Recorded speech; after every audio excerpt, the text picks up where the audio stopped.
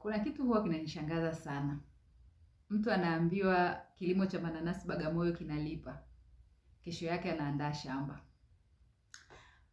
Mwingine anaambiwa matikiti Pwani mwaka huu yana pesa. Anaanza kulima. Mwingine anaambiwa mpunga Ubaruku unalipa sana. Anaweka kila kitu alichonacho kwenye kilimo. Lakini hakuna hata mmoja wao mwenye uhakika wa mavuno. Wote wana kitu kimoja tu, matumaini. Na leo nimejiuliza, kwa nini sisi binadamu tunafanya maamuzi makubwa ya maisha kwa kutumia matumaini badala ya uhakika? Kama ni mara yako ya kwanza kufika hapa, karibu sana. Hii ni channel ya Maisha Halisi, mahali ambapo tunazungumza kuhusu mambo mbalimbali yanayohusu maisha halisi ya kila siku, ikiwa ni pamoja na changamoto mbalimbali tunazokutana nazo maishani, maamuzi tunayoyafanya, matumaini tunayobeba, na ukweli tunaoukuta njiani, na somo tunalojifunza.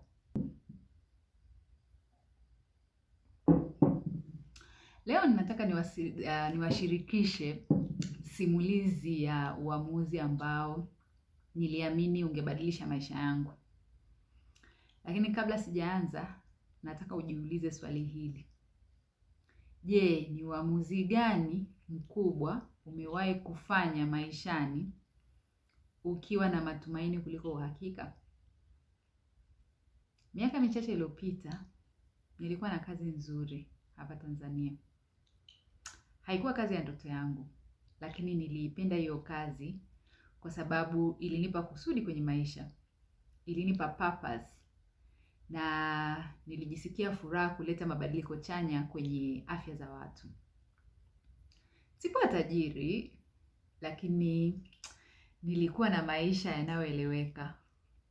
Mshahara uliingia na maisha yaliendelea. Lakini kama ilivyo kwa watu wengi, niliamini kuna maisha bora zaidi mbele yangu.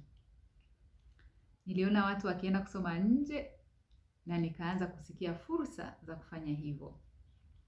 Nikajiambia, pengine hiki ndicho kitabadilisha maisha yangu. Sio kwa sababu nilikuwa na uhakika, bali kwa sababu nilikuwa naamini hivyo. Na wakati mwingine, imani huwa ina nguvu kuliko uhakika.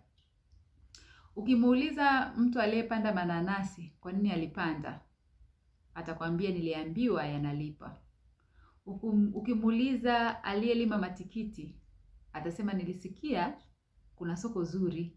Ukimuuliza kwa uhakika kama atapata faida, hawezi kukujibu. Lakini bado analima. Kwa sababu maisha hayaji na guarantee, hayaji na mkataba unaosema ukifanya hivi utafanikiwa.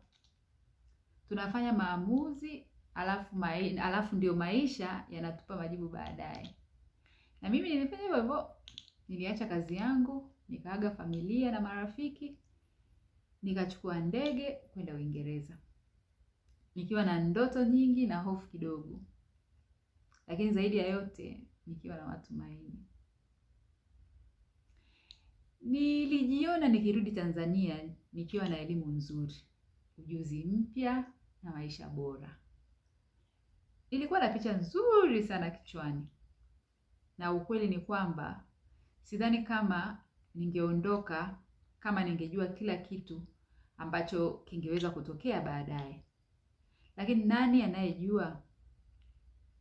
Hakuna. Ndio maana tunayaita maisha.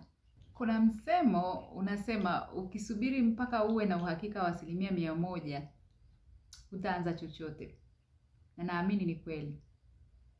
Lakini pia kuna tofauti kati ya kufanya uamuzi na matokeo ya uamuzi. Wakati mwingine unafanya kila kitu sahihi, lakini dunia inabadilika. Uchumi unabadilika. Ajira zinabadilika.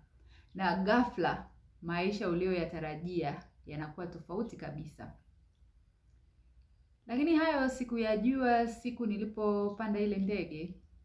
matumaini ndiyo yanatufanya tubadilishe maisha yetu kabisa. Lakini je, matumaini yanatosha? Kabla sijamalizia, kwenye hii channel ya Maisha Halisi, ninaamini kila mtu ana simulizi ambayo inaweza kumfanya mtu mwingine ajisikie hayuko peke yake, au simulizi ambayo inaweza kumtia mtu moyo. Kwa hiyo niambieni, ni uamuzi gani mkubwa uliowahi kuufanya kwa matumaini bila kuwa na uhakika wa matokeo? Labda ulianzisha biashara, labda uliacha kazi, labda ulihamia mkoa mwingine, labda ulioa au kuolewa, labda ulianza chuo, au labda bado unafikiria kufanya uamuzi mkubwa.